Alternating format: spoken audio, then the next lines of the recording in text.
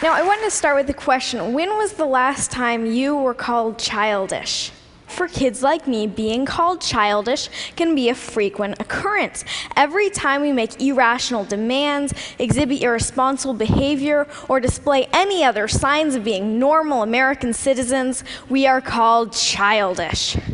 Which really bothers me. After all, take a look at these events. Imperialism and colonization, world wars, George W. Bush. Ask yourself, who's responsible? Adults. Now, what have kids done? Well, Anne Frank touched millions with her powerful account of the Holocaust. Ruby Bridges helped to end segregation in the United States. And most recently, Charlie Simpson helped to raise 120,000 pounds for Haiti on his little bike. So as you can see evidenced by such examples, age has absolutely nothing to do with it. The traits the word childish addresses are seen so often in adults that we should abolish this age discriminatory word when it comes to criticizing behavior associated with irresponsibility and irrational thinking.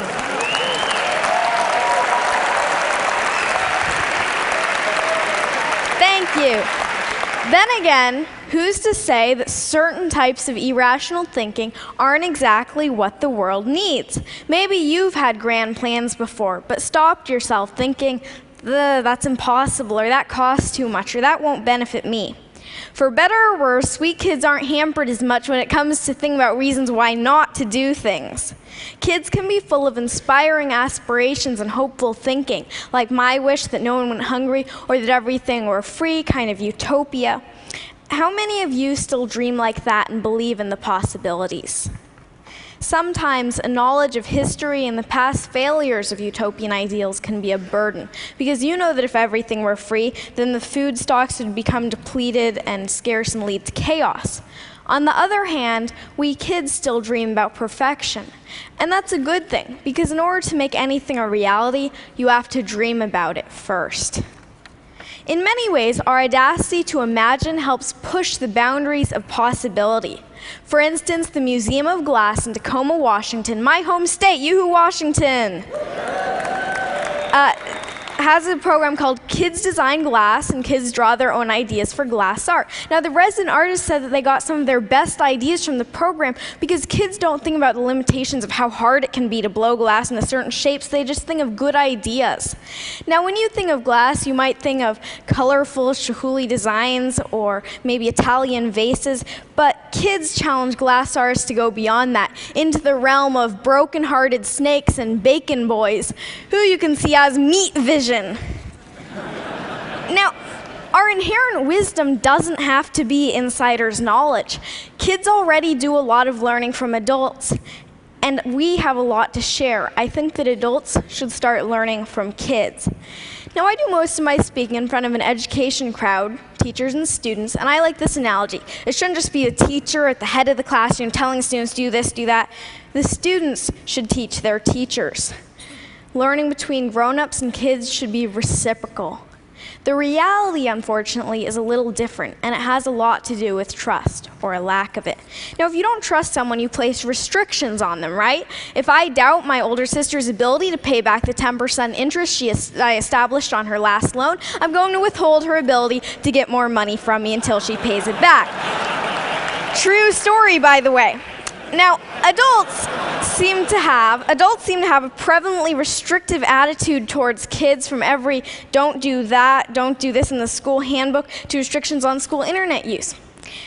As history points out, regimes become oppressive when they're fearful about keeping control. And although adults may not be quite at the level of totalitarian regimes, kids have no or very little say in making the rules, when really the attitude should be reciprocal, meaning that the adult population should learn and take into account the wishes of the younger population.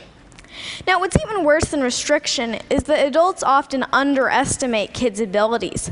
We love challenges, but when expectations are low, trust me, we will sink to them. My own parents had anything but low expectations for me and my sister. Okay, so they didn't tell us to become doctors or lawyers or anything like that, but my dad did read to us about Aristotle and pioneer germ fighters when lots of other kids were hearing the wheels on the bus go round and round. Well, we heard that one too, but pioneer germ fighters totally rules. I loved to write from the age of 4, and when I was 6, my mom bought me my own laptop equipped with Microsoft Word. Thank you, Bill Gates, and thank you, Mom. I wrote over 300 short stories on that little laptop, and I wanted to get published. Instead of just scoffing at this heresy that a kid wanted to get published or saying, wait until you're older, my parents were really supportive. Many publishers were not quite so encouraging. One large children's publisher ironically saying that they didn't work with children. Might want a children's publisher not working with children. I don't know, you're kind of alienating large client there. Now, one publisher, Action Publishing, was willing to take that leap and trust me and to listen to what I had to say. They published my first book, Flying Fingers, you see it here, and from there on, it's gone to speaking at hundreds of schools, keynoting to thousands of educators, and finally today, speaking to you. I appreciate your attention today because to show that you truly care, you listen. But there's a problem with this rosy picture of kids being so much better than adults. Kids grow up and become adults just like you. Or just like you? Really? The goal is not to turn kids into your kind of adult, but rather better adults than you have been, which may be a little challenging considering your guys' credentials. But the way progress happens is because new generations and new eras grow and develop and become better than the previous ones. It's the reason we're not in the dark ages anymore. No matter your position or place in life, it is imperative to create opportunities for children so that we can grow up to blow you away. Adults and fellow Tedsters, you need to listen and learn from kids, and trust us and expect more from us. You must lend an ear today because we are the leaders of tomorrow, which means we're going to be taking care of you in your old and senile.